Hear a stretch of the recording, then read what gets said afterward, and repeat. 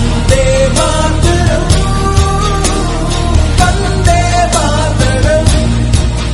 Hello दोस्तों, नमस्कार। स्वागत है एक बार फिर से आपको अपने स्कॉलर्स बेंच के करंट अफेयर के वीडियो में। आज है 23 जुलाई और दिन है गुरुवार। तो फ्रेंड्स, चलिए आज की वीडियो की शुरुआत करते हैं कुछ खूबसूरत सी पंक्तियों के साथ। तो फ्रेंड्स, आज की खूबसूरत सी पंक्तियां ये कहती हैं कि अपनी आंखों में एक सपना बसा लो और उस सपने को पूरा करने में अपनी जी जान लगा दो। जी हाँ दोस्तों, जब भी हम कोई अपनी जिंदगी जीते हैं तो उसमें कोई एक सपना होना चाहिए, कोई एक लक्ष्य होना चाहिए, कोई एक मंजिल होनी चाहिए और उस मंजिल को और उस सपने को पूरा करने के लिए जितनी पढ़ाई करनी पड़े हम करेंगे, उतनी कड़ी मेहनत हम करेंगे और एक दिन अपने गोल को अचीव जरूर कर लें। यानी कि पूरी जी जान लगा देंगे उस सपने को, उस मंजिल को पाने के लिए। तो इन्हीं खूबसूरत पंक्तियों के साथ चलिए देख लेते हैं क्या कुछ नया लेटेस्ट न्यूज अपडेट होने वाला है आज के लिए।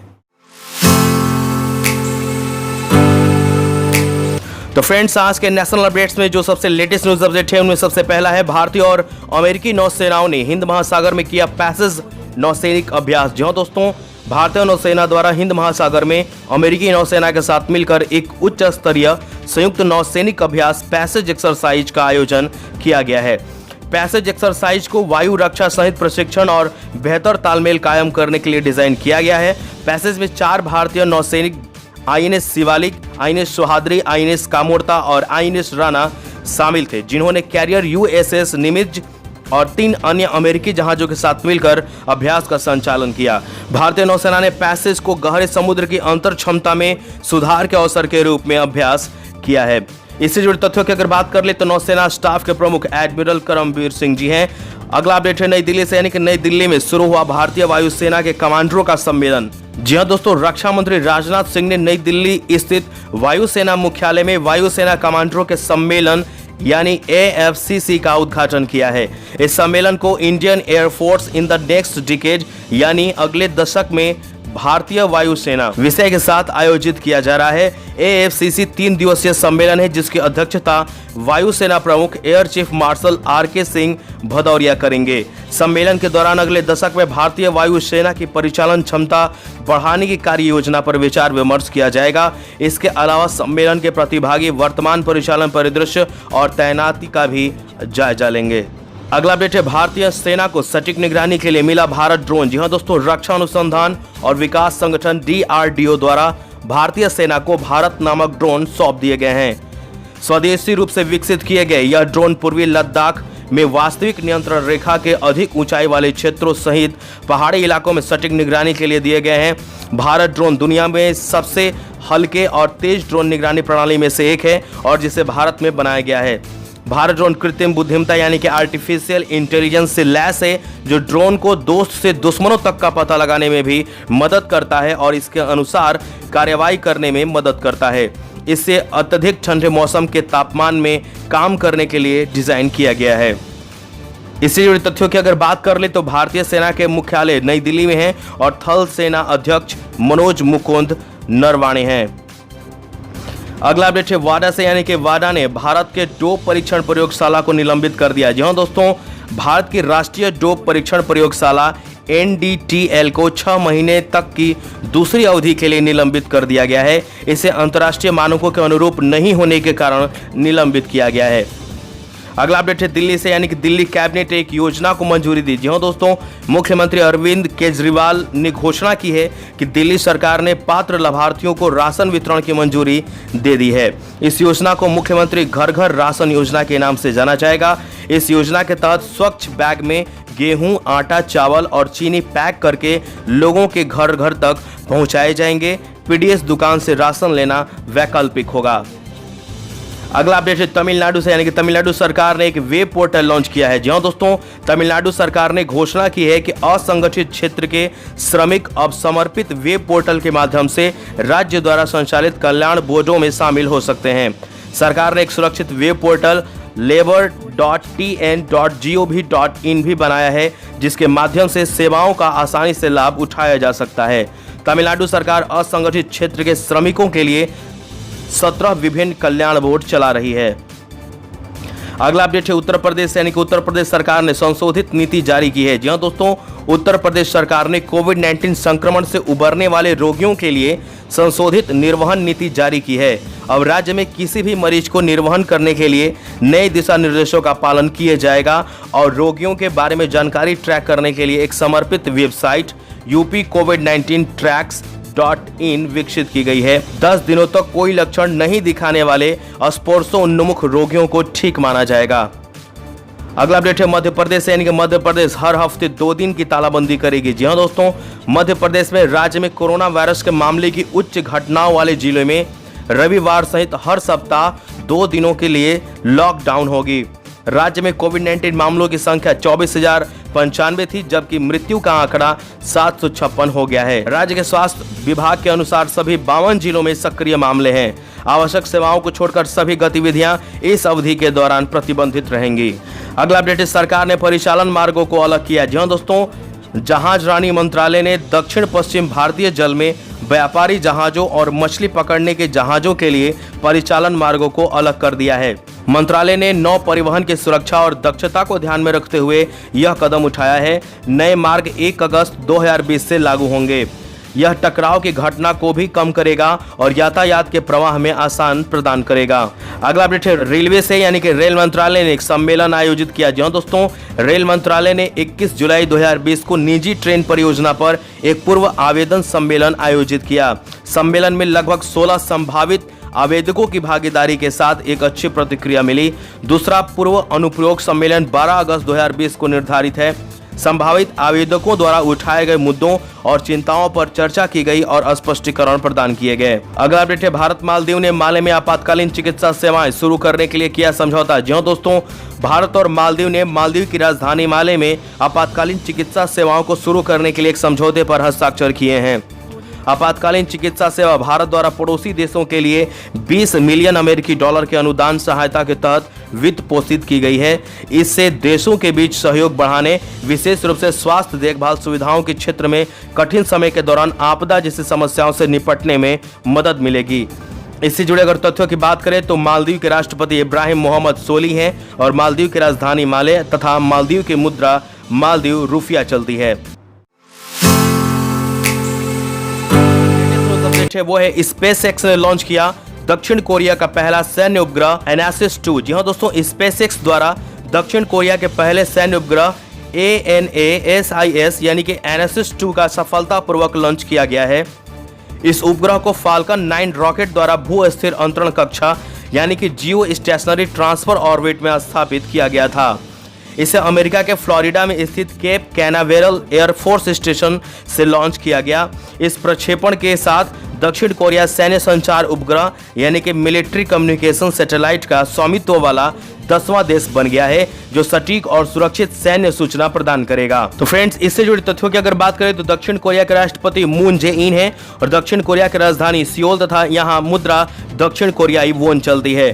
बात करें स्पेसएक्स से जुड़ी तो स्पेसएक्स के संस्थापक और सीईओ एलन मस्क हैं और इसके अध्यक्ष और सीईओ ग्वेनेथ शॉर्टवेल हैं। इसकी स्थापना 2002 में की गई थी। स्पेसएक्स का मुख्यालय कैलिफोर्निया संयुक्त राज्य अमेरिका में है। अगला अपडेट है, ओला ने वैश्विक ग्राहकों के लिए इंटरप्राइज मोबिलिटी समाधान ओला कारपोरेट की शुरुआत की है। जी हां दोस्तों, भारत के मोबिलिटी प्लेटफॉर्म ओला ने वैश्विक बाजारों में अपने उद्यम मोबिलिटी समाधान ओला कारपोरेट की शुरुआत की है। यह ऑस्ट्रेलिया, न्यूजीलैंड और ब्रिटेन के सभी ग्राहकों के लिए इंटरप्राइज की पेशकश को पूरा करेगा। यह समाधान सबसे पहले भारतीय बाजार में उतारा गया था और जिसने देश में 10,000 कारपोरेट उपयोगकर्ताओं को आकर्षित भी किया था। ओला कारपोरेट अपनी राइट से पहल के तहत कई सुरक्षा सुविधाओं की पेशकश करेगा और महामारी के बीच सुरक्षित गतिशीलता के लिए स्वच्छता और सैनिटाइजिंग के प्रोटोकॉल का पालन भी करेगा। इससे जुड़े तथ्यों की अगर बात कर ले तो ओला के सीईओ वर्तमान में भावना अग्रवाल हैं और ओला का मुख्यालय बेंगलोर में है। अगला अपडेट है, HIL यानी कि हैदराबाद इंडस्ट्रियल लिमिटेड ने दक्षिण अफ्रीका को 20.60 मीट्रिक टन DDT दी। जी हां दोस्तों, HIL इंडिया लिमिटेड ने अपने मलेरिया नियंत्रण कार्यक्रम के लिए दक्षिण अफ्रीका को 20.60 मीट्रिक टन DDT 75% WP यानी कि वेटेबल पाउडर आपूर्ति की है। दक्षिण अफ्रीका का स्वास्थ्य विभाग मोजाम्बिक से सटे 3 प्रांतों में DDT का उपयोग करेगा। यह क्षेत्र मलेरिया से अत्यधिक प्रभावित है और इसने हाल ही के वर्षों में बीमारी के कारण अधिकतम रुग्णता की सूचना भी दी है। तो फ्रेंड्स, आज के हेल्थ अपडेट में जो सबसे लेटेस्ट न्यूज अपडेट है वो है सरकार ने N95 मास्क के उपयोग के खिलाफ चेतावनी दी है। जी हां दोस्तों, केंद्रीय स्वास्थ्य मंत्री ने लोगों को श्वास लेने वाले वॉल्वो वाले N95 मास्क के इस्तेमाल के बारे में कहा है कि वे कोरोना वायरस को फैलने से नहीं रोकते। वाल्व रिस्पिरेटर N95 मास्क का उपयोग कोरोना वायरस के प्रसार को रोकने के लिए अपनाए गए उपायों के लिए हानिकारक है, क्योंकि यह वायरस को मास्क से बाहर निकलने से नहीं रोकता है। अगला अपडेट है, सरकार ने घर से काम करने की अवधि को 31 दिसंबर तक बढ़ाया। जी हां दोस्तों, कोविड-19 महामारी के कारण सरकार ने आईटी और बीपीओ कंपनियों के लिए घर से काम करने के लिए कनेक्टिविटी मानदंड को 31 दिसंबर 2020 तक बढ़ा दिया है।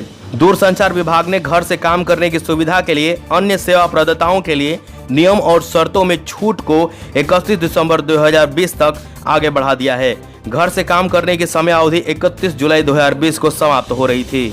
अगला अपडेट है, एम्स दिल्ली शुरू करेगा एक राष्ट्रीय कार्यक्रम। जी हां दोस्तों, अखिल भारतीय आयुर्विज्ञान संस्थान एम्स दिल्ली केंद्रीय स्वास्थ्य मंत्रालय और नीति आयोग के सहयोग से एक राष्ट्रीय कार्यक्रम शुरू करेगा।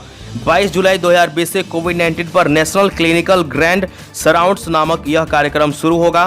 कार्यक्रम में परिकल्पना की गई है कि देश भर में हर डॉक्टर कोरोना वायरस रोगियों के उपचार में अपनी सर्वोत्तम प्रथाओं को सीखता है और उन्हें साझा भी करता है। फ्रेंड्स, आज के इकोनॉमी अपडेट में जो सबसे लेटेस्ट न्यूज अपडेट है वो है, बैंकों ने 1.27 लाख करोड़ रुपए से अधिक के ऋण मंजूर किए। जी हां दोस्तों, 20 जुलाई 2020 तक बैंकों द्वारा 100% आपातकालीन क्रेडिट लाइन गारंटी योजना ECLGS के तहत स्वीकृत कुल राशि 1.27 लाख करोड़ रुपए से अधिक है। इसमें से 77,613 करोड़ रुपए पहले ही वितरित किए जा चुके हैं। 100% ECLGS के तहत सार्वजनिक क्षेत्र के बैंकों द्वारा स्वीकृत ऋण राशि बढ़कर 70,894 करोड़ रुपए हो गई, जिसमें 20 जुलाई 2020 तक 45,797 करोड़ रुपए से अधिक की राशि का वितरण किया गया है। तो फ्रेंड्स, आज के अवार्ड अपडेट में जो सबसे लेटेस्ट न्यूज अपडेट है वो है, अर्नब चौधरी को दिया जाएगा टूंज मीडिया अवार्ड। जी हां दोस्तों, animation master summit AMS 2020 digital संस्करण के तहत टूंज मीडिया ग्रुप TMG द्वारा शुरू किए गए लीजेंड ऑफ एनिमेशन पुरस्कार मरणोपरांत महान एनिमेशन निदेशक अर्नब चौधरी को दिया जाएगा। यह पुरस्कार उन्हें भारत के एनिमेशन और मनोरंजन उद्योग में दिए उनके अमूल्य योगदान के लिए दिया जा रहा है। अर्नब का निधन 25 दिसंबर 2019 को हुआ था। वह भारतीय एनिमेशन इंडस्ट्री में सबसे बेहतर माने जाते थे और उनकी animation film Arjun the warrior Prince Oscar पुरस्कार के लिए नामित होने वाली एकमात्र एनिमेशन फिल्म भी थी। तो फ्रेंड्स, आज के अपॉइंटमेंट अपडेट में जो सबसे लेटेस्ट न्यूज अपडेट है वो है, कुलमीत बावा होंगे भारत के सैप के नए अध्यक्ष और प्रबंध निदेशक। जी हां दोस्तों, कुलमीत बावा को systems application and products in data processing SAP द्वारा भारतीय उप महाद्वीप के लिए अपना अध्यक्ष और प्रबंध निदेशक नियुक्त किए जाने की घोषणा की है। वह देवदीप सेन गुप्ता का स्थान लेंगे। कुलमीत पर सैप के पारिस्थितिकी तंत्र में कर्मचारियों और ग्राहकों के लिए एक असाधारण अनुभव प्रदान करने और सेवा का विस्तार करने का जिम्मा होगा। साथ ही वह भारत, बांग्लादेश और श्रीलंका में डिजिटल प्रमुख दृष्टिकोण को अपनाने के लिए व्यवसायों का मार्गदर्शन भी करेंगे। इसी जुड़े तथ्यों की बात कर ले तो SAP के CEO क्रिश्चियन क्लेन तथा इसकी स्थापना 1 अप्रैल 1972 को की गई थी और इसका मुख्यालय वेनहाइम जर्मनी है। अगला अपॉइंटमेंट अपडेट है, CR पाटिल गुजरात भाजपा अध्यक्ष। जी हां दोस्तों, गुजरात में भाजपा के वरिष्ठ नेता CR पाटिल ने 21 जुलाई 2020 को गांधीनगर में पार्टी मुख्यालय में राज्य भाजपा अध्यक्ष के रूप में पदभार ग्रहण किया। पाटिल, जो नवसारी से तीसरे कार्यकाल के सांसद हैं, उन्होंने जीतू वघानी की जगह ली। फ्रेंड्स, आज के स्पॉट अपडेट में जो सबसे लेटेस्ट न्यूज अपडेट है वो है, BCCI ने UAE में IPL के लिए सरकार से मांगी अनुमति। जी हां दोस्तों, BCCI संयुक्त अरब अमीरात में 2020 की इंडियन प्रीमियर लीग यानी कि IPL के लिए सरकार की अनुमति लेगा। यह बात 21 जुलाई 2020 को IPL प्रमुख ब्रजेश पटेल ने कही। वे 7 से 10 दिनों में अगली शासन परिषद की बैठक में इस मुद्दे पर चर्चा करेंगे। UAE और श्रीलंका के क्रिकेट बोर्ड ने भारत में कोरोना की स्थिति को देखते हुए लीग की मेजबानी करने की पेशकश की है। तो फ्रेंड्स, आज के अपडेट में बस इतना ही। मिलेंगे अगले दिन एक नए लेटेस्ट न्यूज अपडेट के साथ। तो आशा करते हैं आपको ये वीडियो पसंद आया होगा। अगर ये वीडियो पसंद आया तो प्लीज इसे लाइक करें, सब्सक्राइब करें और दोस्तों के साथ शेयर जरूर करें। तब तक के लिए आप स्वस्थ रहें, सुरक्षित रहें। जय हिंद, वंदे मातरम।